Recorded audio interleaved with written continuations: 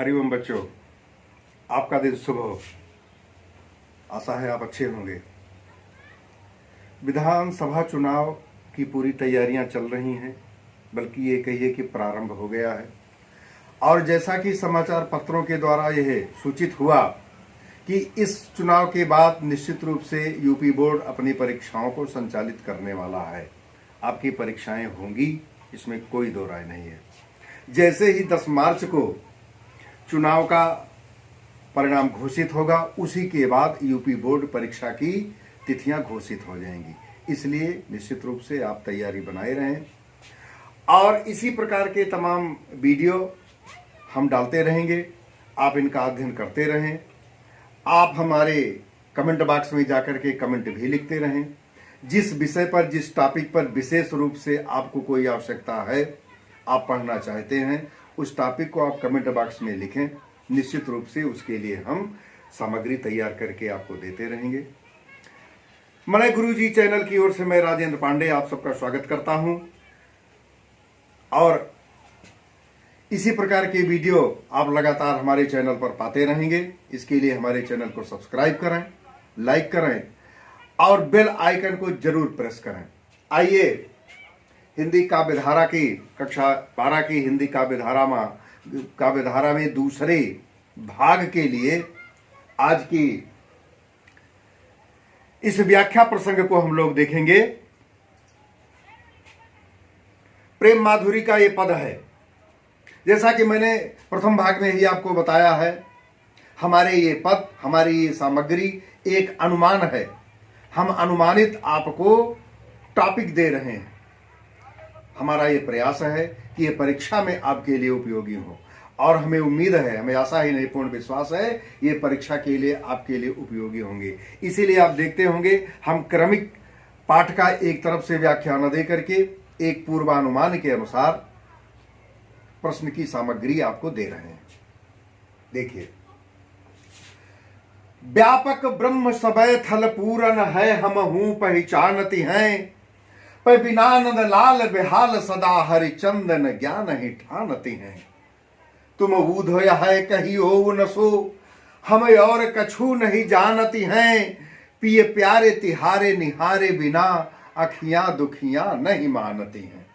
प्रसंग उस समय का है जब ब्रज से भगवान कृष्ण मथुरा की ओर चले गए और लौट करके न आए।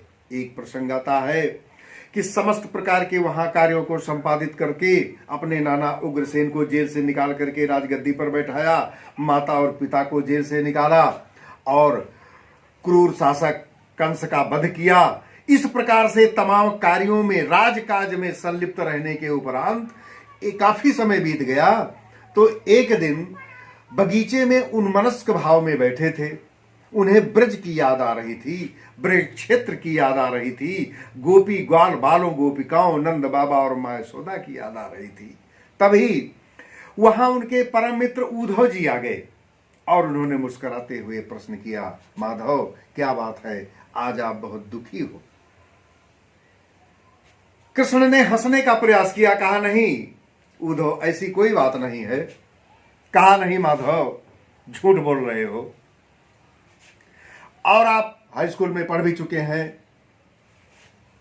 भगवान कृष्ण कहते हैं कि उद्धव मोहि ब्रज बिसरत नाही। हे उद्धव, मुझे वह ब्रज नहीं भूल रहा है। माँ यशोदा, नंद बाबा, कितने प्रकार की हमने लीलाएं किया और उन्होंने सहन किया।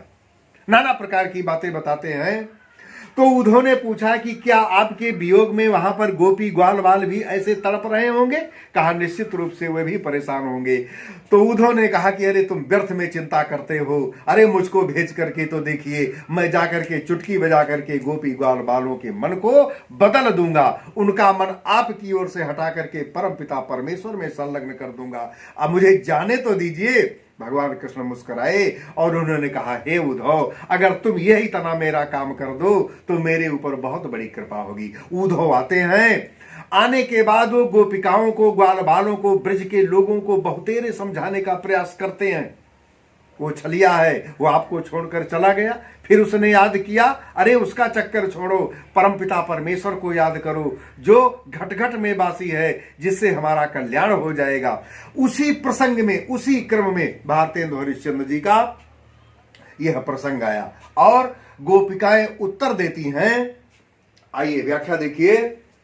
व्यापक ब्रह्म, ब्रह्म वो परमात्मा, परमपिता परमेश्वर, वो सनातन है, शाश्वत है, अक्षर है, उसे ब्रह्म कहा गया है।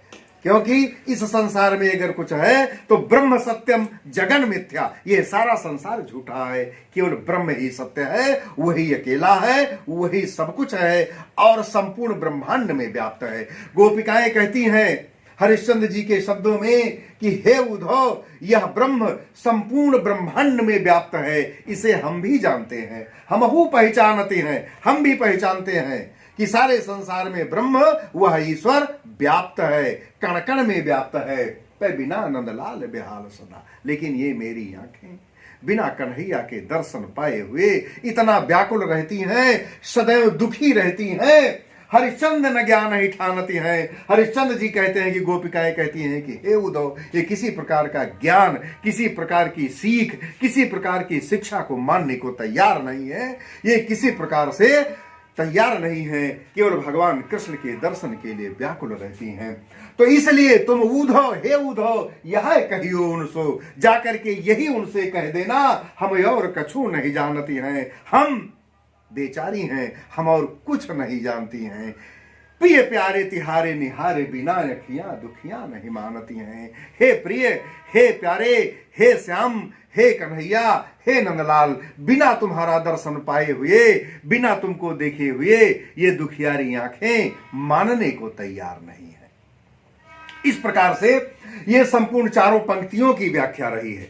लेकिन आप देख रहे हैं अंतिम पंक्ति में अंडरलाइन है, प्रश्न आता है, 5 प्रश्न आएंगे। पहला प्रश्न होगा कि उपर्युक्त गद्यांश का शीर्षक और कवि का नाम लिखिए।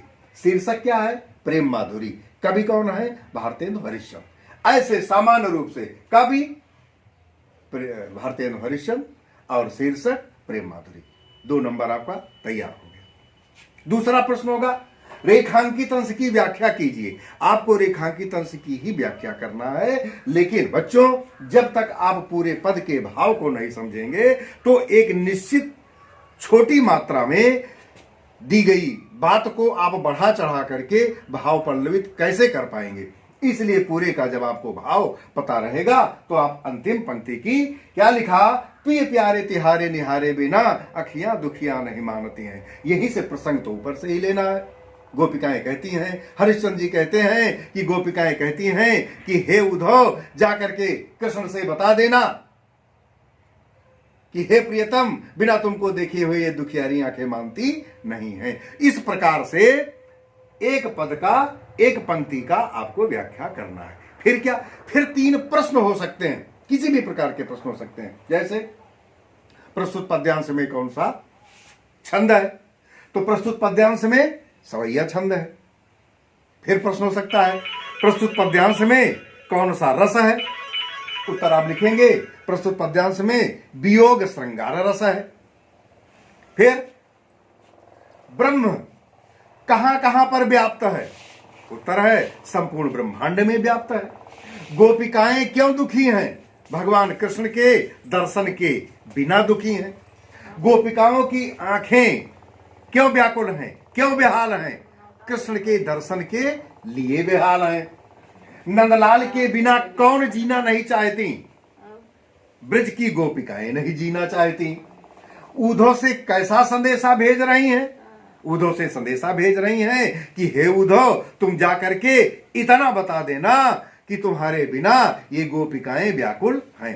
तो इस प्रकार से बच्चों इसमें अन्यान्य प्रश्न आप निकाल सकते हैं, लेकिन ध्यान में रहे जब आपके समक्ष प्रश्न पत्र आए तो प्रश्न पत्र के इन भावों को, इन संदर्भों को, इन क्या कहते हैं पद्यांशों को विधिवत आपको पढ़ना है, विधिवत पढ़ना है और समस्त प्रश्नों के उत्तर उन्हीं में निहित होंगे। आप बोर्ड परीक्षा की तैयारी कराएं और ये जरूर ध्यान में रखें कि यदि आपको किसी प्रकार की अन्य सामग्री की आवश्यकता है, कोई चीज आपको जानकारी लेना है, हिंदी के किसी अन्य टॉपिक पर आपको सामग्री चाहिए, तो तुरंत आप कमेंट बॉक्स में लिखें और उसके उत्तर के स्वरूप अगले दिन आपको उसका एक नया वीडियो आपके समक्ष प्रस्तुत हो जाएगा। आपका दिन शुभ